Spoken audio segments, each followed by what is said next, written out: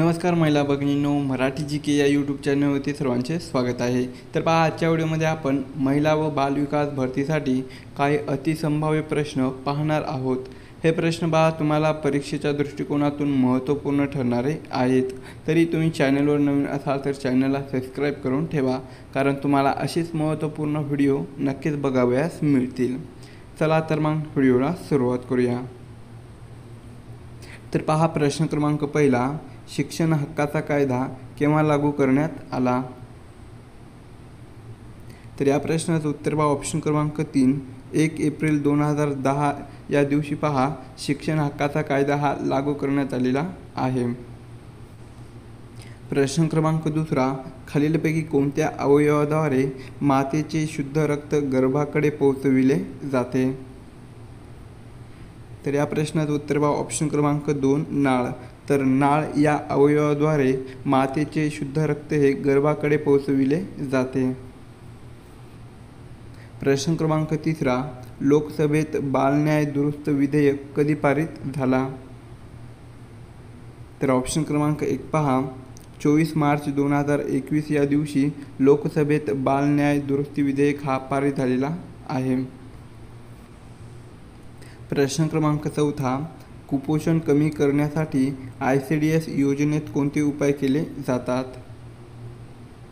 तर ऑप्शन क्रमांक 3, पूरक आहार।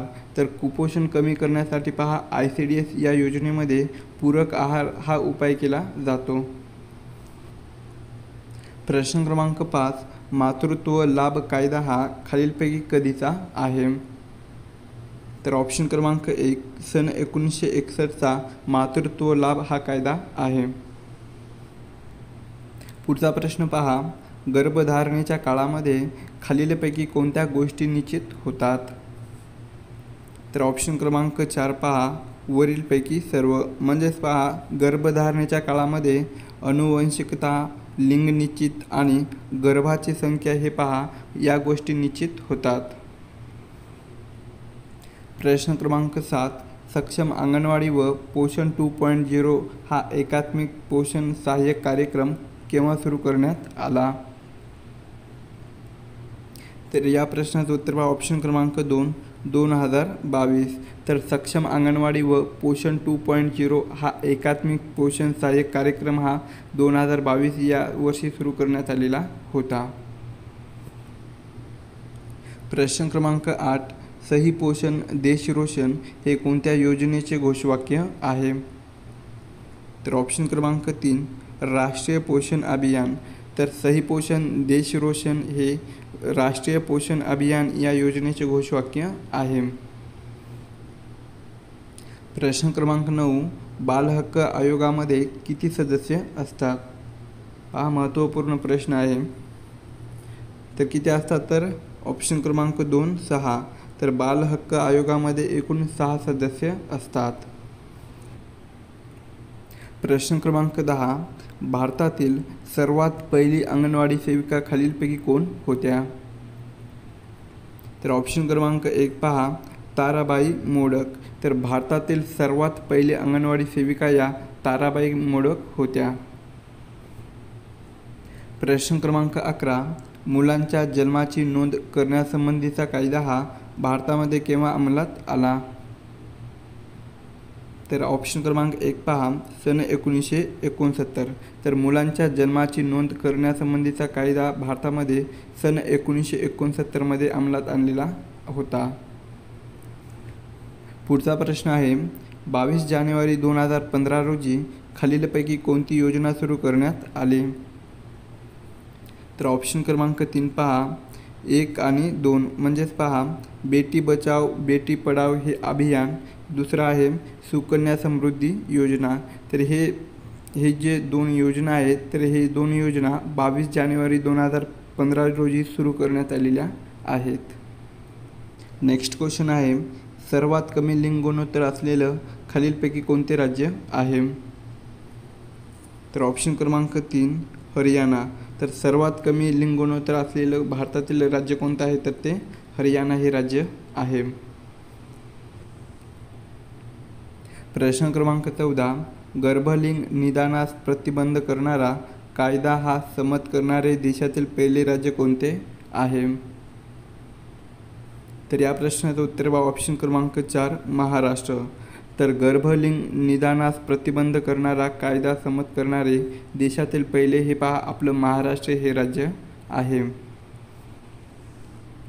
प्रश्न क्रमांक 15 महिलांसाठी आर्थिक सहाय्य देणारी मुख्यमंत्री महिला सन्मान योजना ही खालीलपैकी कोणत्या राज्यामध्ये राबवली जाते? तर या प्रश्नाचं उत्तर बघा ऑप्शन क्रमांक 2 ऑप्शन क्रमांक 4 दिल्ली. तर महिलांसाठी आर्थिक सहाय्य देणारी मुख्यमंत्री महिला सन्मान योजना ही दिल्ली या राज्यामध्ये राबवली जाते. पुढचा प्रश्न आहे राष्ट्रीय बालहक्क संरक्षण आयोगाची स्थापना कधी करण्यात आली? तर ऑप्शन क्रमांक 3 2007 या वर्षी राष्ट्रीय बालहक्क संरक्षण आयोगाची स्थापना करण्यात आलेली आहे. नेक्स्ट क्वेश्चन आहे अंगणवाडी सेविका यांचे मुख्य कार्य काय आहे? तर या प्रश्नाचं उत्तर बघा ऑप्शन क्रमांक 3 गरोदर महिलांसाठी पोषण सुविधा देणे हे अंगणवाडी सेविकेचं मुख्य कार्य आहे. प्रश्न क्रमांक 18 ICDS योजनेचा मुख्य उद्देश काय आहे? तर ऑप्शन क्रमांक 2 पहा ICDS योजनेचा मुख्य उद्देश हा बालकांचे पोषण आणि आरोग्य सुधारणा हे मुख्य उद्देश आहे. पुढील प्रश्न आहे महाराष्ट्र शासनाने पहिले महिला धोरण कोणाच्या कार्यकाळामध्ये तयार केले? तर ऑप्शन क्रमांक 2 सन 1994 या वर्षी पहा शरद पवार यांच्या कार्यकाळामध्ये महाराष्ट्र शासनाने पहिले महिला धोरण हे तयार केलेले होते. प्रश्न क्रमांक 20 कोणत्या राज्य सरकारने महिलांना सरकारी नोकरीमध्ये 35% आरक्षण लागू केले आहे? तर ऑप्शन क्रमांक 4 मध्य प्रदेश. तर मध्य प्रदेश या राज्य सरकारने महिलांना सरकारी नोकरीमध्ये 35% आरक्षण हे लागू केलेलं आहे. प्रश्न क्रमांक 21 2011च्या जनगणनेनुसार भारतातील महिला साक्षरता दर किती होता? तर ऑप्शन क्रमांक 3 पहा तर 2011च्या जनगणनेनुसार भारतातील महिला साक्षरता दर हा 65.5% इतका आहे. प्रश्न क्रमांक 22 ICDS मध्ये कोणती प्रमुख सेवा प्रदान केली जात नाही? तर ऑप्शन क्रमांक 3 प्रौढ शिक्षण. तर ICDS मध्ये प्रौढ शिक्षण ही प्रमुख सेवा प्रदान केली जात नाही. प्रश्न क्रमांक 23 राष्ट्रीय क्रीडा स्पर्धा 2025 या कोणत्या राज्यामध्ये आयोजित केल्या जाणार आहेत? तर ऑप्शन क्रमांक 2 उत्तराखंड. तर राष्ट्रीय क्रीडा स्पर्धा 2025 या उत्तराखंड या राज्यामध्ये आयोजित केल्या जाणार आहेत. प्रश्न क्रमांक 24 1 जून 2011 पासून कोणत्या कार्यक्रमाची सुरुवात करण्यात आली? तर ऑप्शन क्रमांक 2 पहा 1 जून 2011 पासून पहा जननी शिशु सुरक्षा या कार्यक्रमाची सुरुवात करण्यात आलेली आहे. प्रश्न क्रमांक 25 पोषण अभियानाची अंमलबजावणी ही कोणत्या संस्थाद्वारे केली जाते? तर ऑप्शन क्रमांक 1 महिला व बालविकास मंत्रालय या संस्थेद्वारे पोषण अभियानाची अंमलबजावणी ही केली जाते. प्रश्न क्रमांक 26 भारतामध्ये खालीलपैकी कोणत्या राज्यात माता मृत्यू दर सर्वात कमी आहे? तर ऑप्शन क्रमांक 2 पहा भारतातील केरळ या राज्यामध्ये पहा माता मृत्यू दर हा सर्वात कमी आहे. प्रश्न क्रमांक 27 खालीलपैकी महाराष्ट्रातील कोणत्या जिल्ह्यात लोकसंख्येची घनता कमी आहे?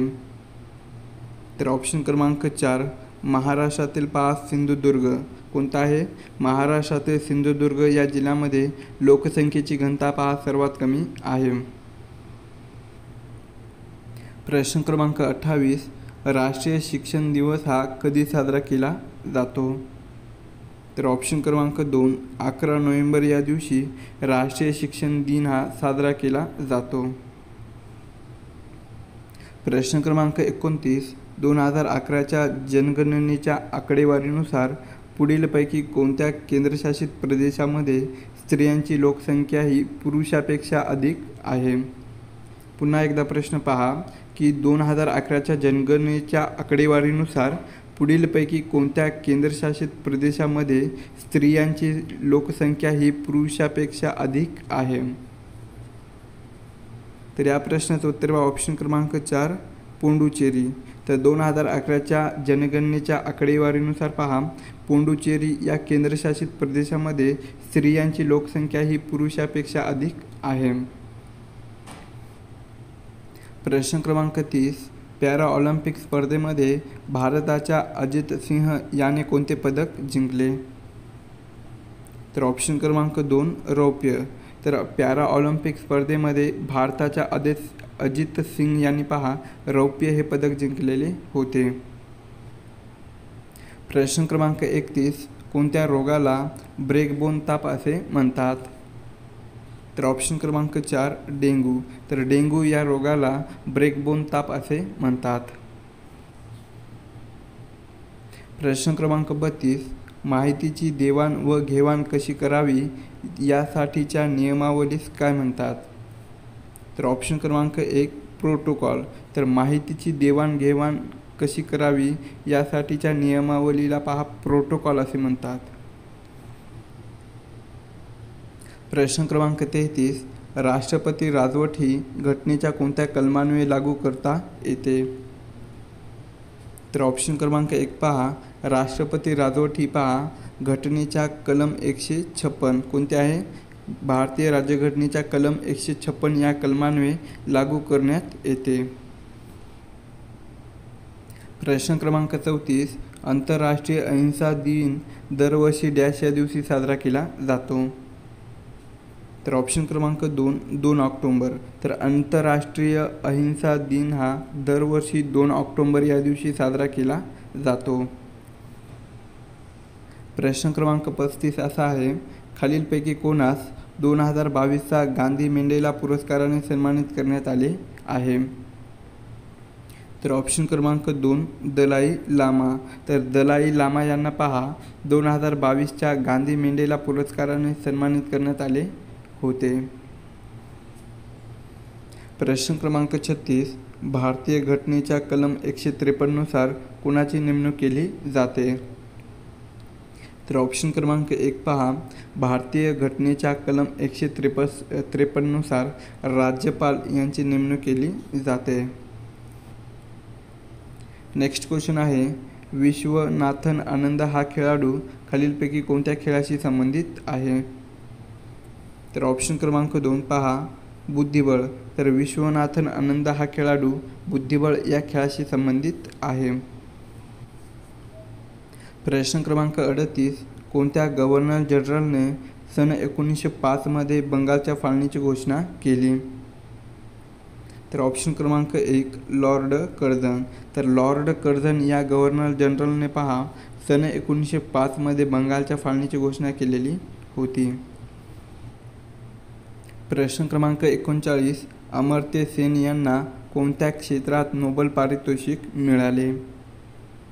तर ऑप्शन क्रमांक 1 अर्थशास्त्र. तर अमर्त्य सेन यांना पहा अर्थशास्त्र या क्षेत्रामध्ये नोबेल पारितोषिक हे मिळालेलं आहे. पुढील प्रश्न आहे जगप्रसिद्ध अजिंठा लेणी ही डॅश या नदीच्या काठावर वसलेलं आहे? तर ऑप्शन क्रमांक 4 वाघूर. तर जगप्रसिद्ध अजिंठा लेणी ही वाघूर या नदीच्या तीरावर वसलेलं आहे. प्रश्न क्रमांक 41 राष्ट्रीय आणीबाणीच्या काळामध्ये डॅश हा हक्क आपोआप निलंबित होतो? तर ऑप्शन क्रमांक 2 स्वातंत्र्याचा अधिकार. तर पहा राष्ट्रीय आणीबाणीच्या काळामध्ये स्वातंत्र्याचा हा जो अधिकार असतो तर तो आपोआप निलंबित होतो. प्रश्न क्रमांक 42 Pandit Deendayal Upadhyay institute of archaeology ही संस्था खालीलपैकी कोणत्या ठिकाणी स्थापन करण्यात आलेली आहे? तर या प्रश्नाचं उत्तर पहा ऑप्शन क्रमांक 3 ग्रेटर नोएडा. तर Pandit Deendayal Upadhyay institute of archaeology ही संस्था ग्रेटर नोएडा या ठिकाणी स्थापन करण्यात आलेली आहे. प्रश्न क्रमांक 43, बाऊल हा लोककला प्रकार कोणत्या राज्यामध्ये प्रसिद्ध आहे? तर ऑप्शन क्रमांक 2 पहा, पश्चिम बंगाल. तर बाऊल हा लोककला प्रकार पश्चिम बंगाल या राज्यामध्ये प्रसिद्ध आहे. प्रश्न क्रमांक 44 पहा, लोकमान्य टिळकांचे जन्मस्थान व स्वातंत्र्यवीर सावरकर यांची कर्मभूमी असणारे ठिकाण खालीलपैकी कोणते आहे? तर ऑप्शन क्रमांक 2 रत्नागिरी. तर लोकमान्य टिळकांचे जन्मस्थान व स्वातंत्र्यवीर सावरकर यांचे कर्मभूमी असणारे ठिकाण कोणते आहे? तर ते महाराष्ट्रातील रत्नागिरी हा जिल्हा आहे.